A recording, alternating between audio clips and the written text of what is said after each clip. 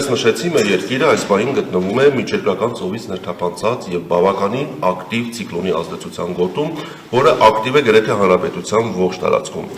Այդ ցիկլոնը Հայաստանի վրա պտտվելու է մինչև ապրիլի 13-ը ներառյալ, այսինքն մինչև ապրիլի 13-ը ներառյալ հանրապետության ողջ տարածքում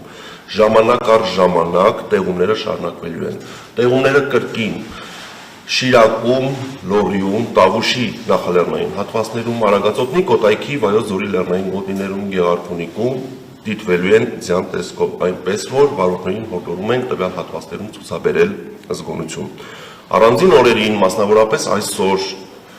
ապրիլի 12-ից 13-ին տեղումները կլինեն զգալի, կուղեկցվեն ամպրոպներով եւ քամուշ գնացմամբ հանրապետության առանձին հատվածներում պոռթկումները կհասնի մինչև 24 մետր վարկյան արագությամբ։ Պայմանավորված քամու մեծ արագությունների հետ հանրապետության լեռնային մարզերում նաեւ սպասվում է բուք, ցածր հորիզոնական տեսանելիություն։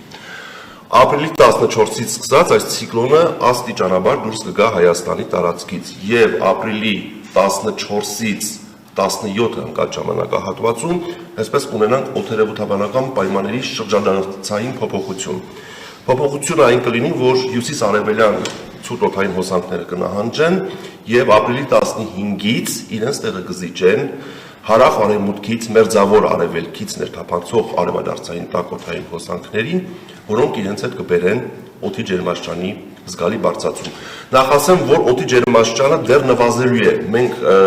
ապրիլի 13-ին կունենանք հանրապետության տարածքում եւ գիշերային եւ ցերեկային ժամերին 5-ից 7 աստիճանով ջերմաստիճանի նվազում, բայց այդ ապրիլի 15-ից 18-ը ընկած ժամանակահատվածում արևադարձային այդ տաք օդի բուրըն ներթափանցման արդյունքում Հայաստանի ողջ տարածքում օդի ջերմաստիճանը կբարձրանա 8-ից 10 աստիճանով եւ գիշերային եւ ցերեկային ժամերին։ Եվ արդեն վերջապես